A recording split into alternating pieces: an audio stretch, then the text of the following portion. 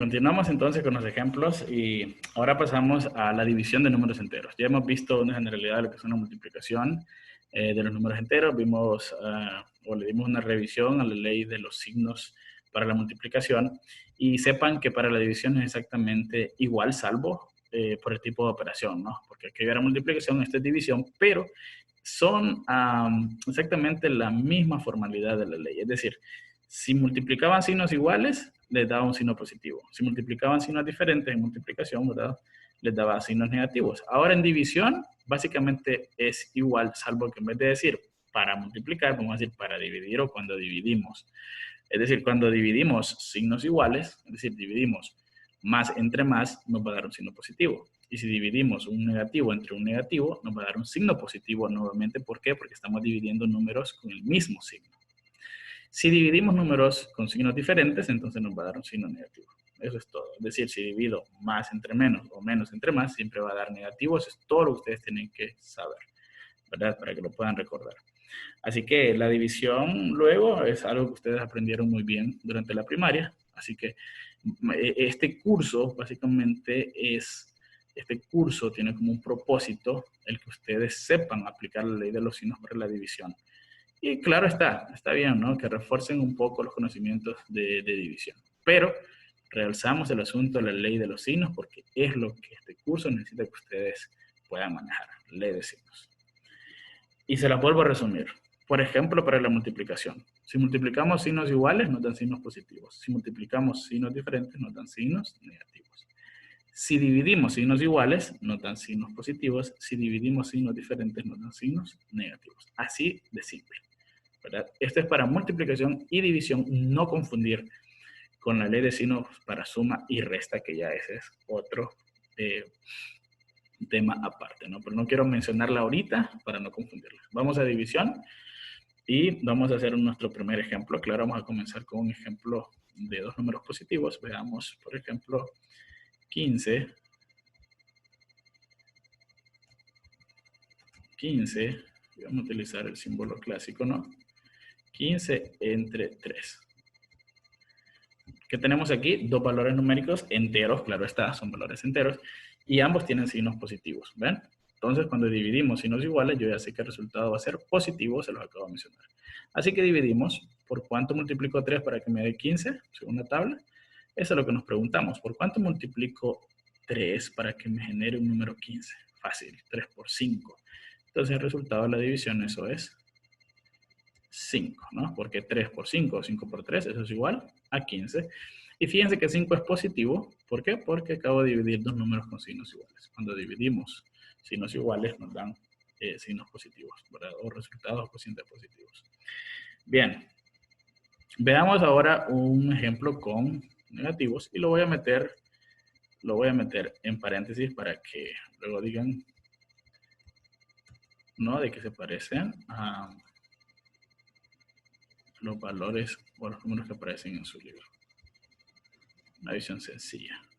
Miren ustedes. Dentro de paréntesis tenemos menos 4 entre menos 2. Menos 4 entre menos 2. Me fijo en los signos primero porque siempre los signos tengo que ver primero. Como son iguales, yo ya sé que me va a dar positivo. Cuando divido signos iguales, me da signos positivos. Así que como son iguales, los estoy dividiendo, me va a dar un signo positivo. Y luego solo divido 4 entre 2. ¿Por cuánto multiplico 2 para que me dé 4? Por 2. Entonces, yo ya sé que me va a quedar 2 positivo. ¿Ven? Ahí tenemos nuestro resultado. Y básicamente es eso, ¿no? Básicamente es eso. Yo puedo hacer más ejemplos aquí de división, pero a ustedes les aparece allí nada más ejemplos bien básicos que ustedes pueden resolver sin ningún problema, ¿no? Por ejemplo,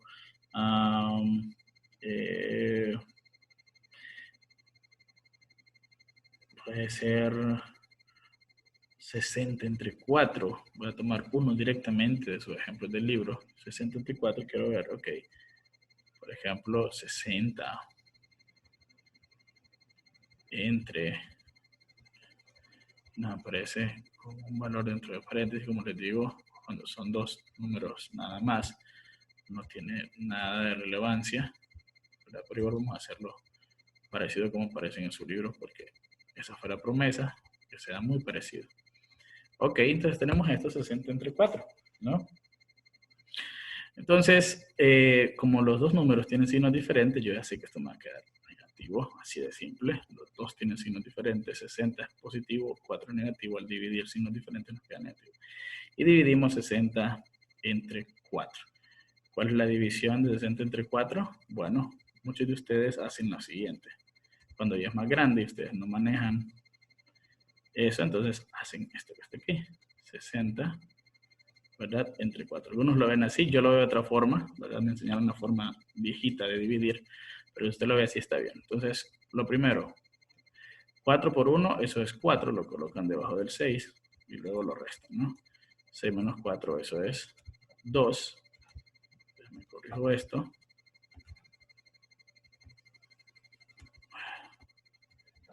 Muy grande.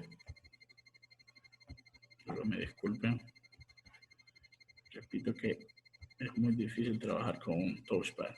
Ok, ahí está. 4 por 1, eso es 4. Se coloca justamente debajo del 6. Esto solo es un repaso. Ustedes deben de saber exactamente cómo dividir, pero para los que lo olvidan, ¿no?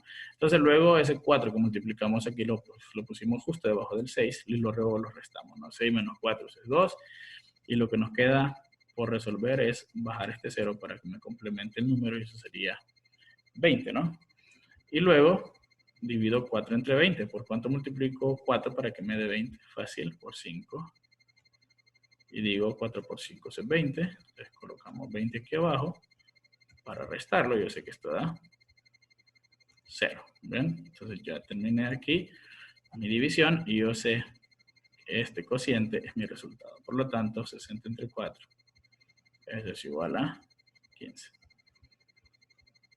Si eres muy diestro para sacar cuentas en el aire, no necesitarás hacer esto, pero por cuestiones de enseñanza, ¿no? Para recordarles cómo establecer una división, como lo hacían en primaria, pues la establecí acá. Pero tú pudiste pudiste haber obtenido este resultado sin necesidad de haber hecho esta operación matemática. Aquí, ¿verdad? Se ha dicho, ok, 15, porque 15 más 15 son 30, más otros 30, si agarro dos 15 más sumados, ya serían 4 15, entonces obtengo mis 60, ¿no? Así que ustedes lo pueden ver de diferentes formas de quienes no necesitan hacer procedimientos porque son muy, muy, muy buenos para sacar cuentas en el aire y eso es perfecto, ¿no? Ahora, solo les voy a dar un consejo. Siempre que vamos a trabajar en matemáticas es necesario que tú hagas un procedimiento porque como maestro de matemáticas me importa mucho saber cómo puedes exteriorizar lo que sabes y eso también te ayuda a que, por ejemplo, en un examen, en una prueba, yo no me vaya simplemente a la respuesta, porque, por ejemplo, tú me das este ejercicio muy básico, y me estoy refiriendo a los ejercicios muy básicos, como estos, ¿no? No necesito que me hagas este procedimiento para llegar a que 15 entre 3 es 5, o que 4 entre 2 es 2, no.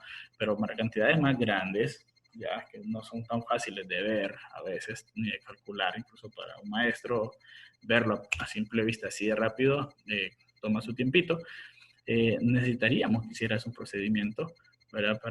Para saber y para que des fe de que realmente tú lo hiciste y que lo hiciste sabiendo lo que estabas haciendo. Entonces, siempre es bueno hacer un desarrollo. Repito, para aquellas cantidades que requieren un poquito más de trabajo, pero no como estas que son muy simples de hacer. Bueno, entonces de esta manera, ¿no? Eso es dividir y usted tiene que utilizar la ley de los signos, como ya se lo hemos explicado. En las siguientes partes, pues van a tener divisiones ya planteadas y resueltas. Ustedes tienen que decir si está correcto o incorrecto, ¿verdad? Obviamente tienen que resolverlas y ver y constatar de que tal vez los resultados que les está mostrando el libro son correctos o no. Para eso tienes que hacerlo, te repito. Y en la parte 3,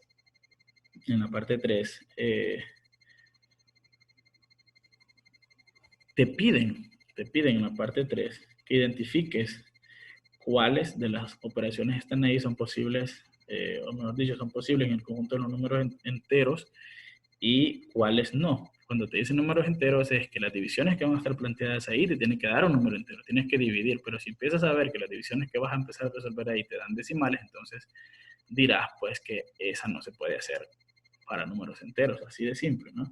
Entonces tienes que decir si es posible resolverla para números enteros o si no es posible. Así que puedes poner es posible, no es posible.